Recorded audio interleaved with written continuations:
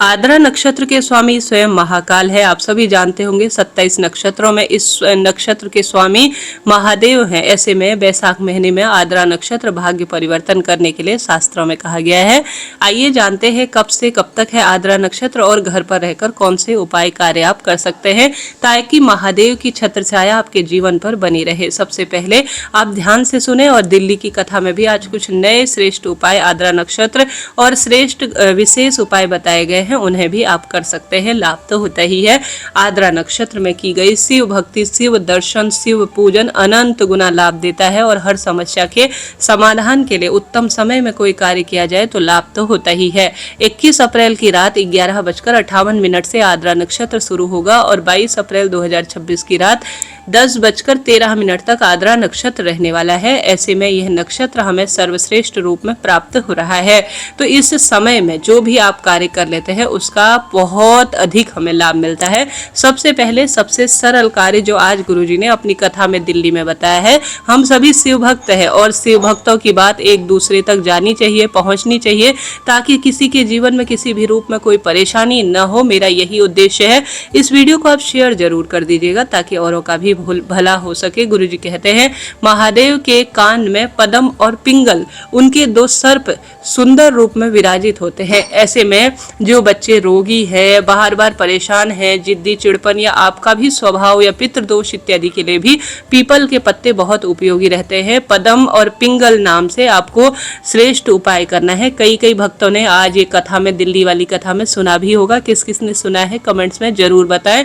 आद्रा नक्षत्र के दुर्लभ संयोग में यह कार्य आपको करना है। 2 पीपल के पत्ते आपको लेने हैं और पद्म और पिंगल का नाम लेकर आप सभी को इन्हें लेकर शुद्ध श्रेष्ठ रूप में जल का लोटा ले जाकर महादेव के मंदिर में चले जाना है। सरल तरीके से पद्म और पिंगल का नाम लेकर, जो कि महादेव के जो सर्प हैं उनका नाम है, पद्म और पिंगल का ध्यान करते हुए आप सभी को शिवलिंग पर 2 पत्ते पीपल के चढ़ा देने हैं और साथ ही पिपलेश्वर महादेव का नाम लेकर जो रोग से आप परेशान है, जो परेशानी से आप परेशान है, उसका ध्यान करते हुए जल भी चढ़ा देना है। अब जो बच्चे हमेशा परेशान रहते हैं किसी न किसी स्वरूप में, इस जल को प्राप्त कर उन बच्चों को पिला देने से महादेव की कृपा मिलती है और पिपलेश्वर महादेव की कृपा से जीवन में रोग, दोष, कष्ट, संकट, पीड़ा का नाश हो जाता है। तो इस श्रेष्ठ तिथि पर आप ये कार्य कर सकते हैं। दूसरा सबसे श्रेष्ठ कार्य जो कि आज की ही कथा में बताया गया है, वह आप इस सर्वश्रेष्ठ आद्रा नक्षत्र पर कर सकते हैं। बुधवार को यह आद्रा नक्षत्र सर्वश्रेष्ठ रूप में हमें मिल रहा है, जो यह गुरुजी ने बताया। इसमें गुरुजी कहते हैं नीलाम्बेश्वर महादेव का नाम लेकर, किसका नाम लेना है? नीलाम्बेश्वर महादेव का नाम लेकर आप सभी को एक जल का लोटा लेना है और साथ के साथ एक दुर्वा घास लेनी है और आपको बेलपत्र लेनी है। ठीक है, दुर्वा घास और बेलपत्र आपको लेनी है। बेलपत्र की संख्या 7 आपको रखनी है। शिवलिंग पर आप सभी को नीलाम्बेश्वर महादेव का नाम लेकर पहले जल के लोटे से उसी जल के लोटे से 7 बार धीरे धीरे शिवलिंग पर जल चढ़ाना है। फिर बेलपत्र की बीच वाले स्थान पर, जहां पर से बेलपत्र तीनों पत्तियां जुड़ी होती है, उस स्थान पर एक दुर्वा आपको रख देनी है। फिर जिस कार्य की सिद्धि होनी है, जो कि रोग आपको परेशान कर रहा है या कोई अन्य परेशानी है, 7 बार शिवलिंग पर एक ही जल के लोटे से थोड़ा थोड़ा आप जल चढ़ाए, नाम मैंने आपको बताया, और उस जल को प्राप्त भी कर ले। साथ के साथ आपको बेलपत्र और जो दुर्वा है उसे प्राप्त कर शिवलिंग पर 7 बार स्पर्श जरूर कराना है। पहले स्पर्श कराए,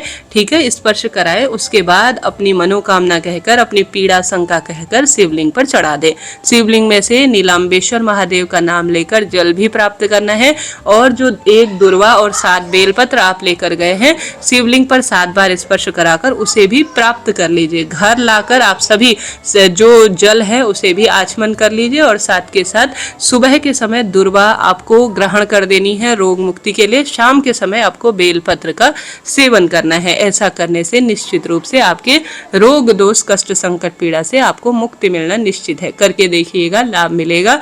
इसके साथ साथ अपने घर के मंदिर में या महादेव के मंदिर में जल इत्यादि चढ़ाकर अगर आज के दिन दुख, दारिद्र, दहन स्रोत का पाठ किया जाए तो कैसा भी दुख हो या मोबाइल में इसे सुना जाए तो दुख दारिद्र दहन स्रोत एक ऐसा स्रोत है जिससे कि आपके रोग मिट सकते हैं, दुख दारिद्रता का नाश हो सकता है। तो अपने घर पर इस दुर्लभ और अद्भुत आद्रा नक्षत्र में यह श्रेष्ठ काम आपको करने का प्रयत्न करना है।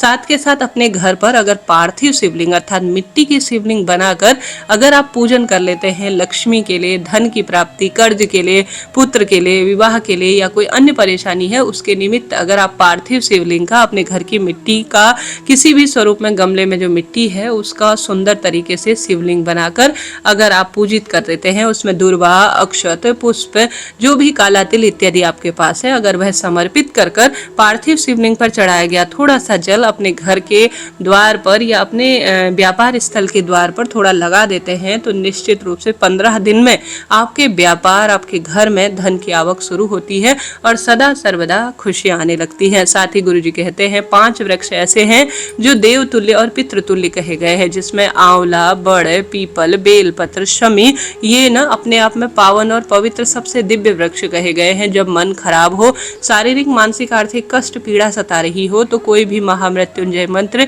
या श्री शिवाय नमस्तुभ्यम जैसे महामंत्र को इन वृक्षों की जड़ में बैठकर मंत्र जाप कर लिया जाए तो इस मंत्र का जाप इस दुर्लभ संयोग में, इस दुर्लभ दिन में भाग्य बदलने के लिए कहा गया है। तो कोई ना कोई श्रेष्ठ कार्य आप करने का प्रयत्न करें, इससे अनंत अनंत गुना लाभ होता है। शारीरिक, मानसिक, आर्थिक कष्ट बंधनों से आपको मुक्ति मिलती है और सब कार्य की सिद्धि हो जाती है। तो करके देखिएगा, 1-2 उपाय तो करें ही, ज्यादा कुछ नहीं कर सकते हैं तो बेलपत्र वृक्ष की जड़ में कच्चा दूध जल चढ़ाकर दीप दान कर कर वहां बैठकर मंत्र जाप करें, परिक्रमा करें। बुधवार का दिन है, गणपति गजानन को दूर्वा घास समर्पित कर कर आप गणेश जी के मंत्रों का जाप कर सकते हैं। शिव मंदिर में दूर्वा चढ़ाएं, शिवलिंग पर 108 हरा मूंग इत्यादि चढ़ाएं, हरी पत्तियां 5 या 7 जितनी भी आपसे व्यवस्था हो शिवलिंग पर चढ़ाने का प्रयत्न करें। यह दिन कोई साधारण नहीं है। आद्रा नक्षत्र में किया गया सत्कर्म, महादेव की भक्ति, बेलपत्र वृक्ष का पूजन, दीपदान, दुख दारिद्र दहन का स्रोत, शिव चालीसा, शिव स्तुति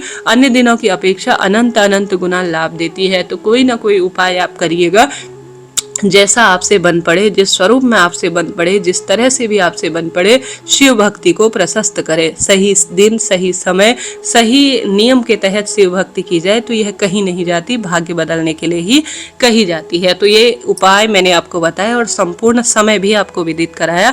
जरा सा भी वीडियो उचित उपयोगी रहा हो तो राधे राधे लिखे। इस दिन अगर शिव मंदिर में रुई की बत्ती, घी और रुई अपने घर पर बत्ती के स्वरूप में बनाकर कोरी बिना जली हुई एक डब्बे में, एक पैकेट में अगर शिव मंदिर में दान की जाए तो पंडित जी इसे दीपदान के रूप में रोज पूजा आरती में प्रयोग लेंगे। पीपल पेड़ की जड़ में ये दीपक जलेंगे और हर जगह इनका प्रयोग होगा। तो रोज आपके हाथ से किसी कारण आप दीपदान नहीं भी कर पाते हैं तो आपको दीपदान का सुख मिलेगा। शिव मंदिर की साफ सफाई करें, शिव भक्तों को जल इत्यादि की व्यवस्था करें। पावन पवित्र महीना है, आंवला, बड़, पीपल, बेलपत्र इन वृक्षों का सिंचन करें।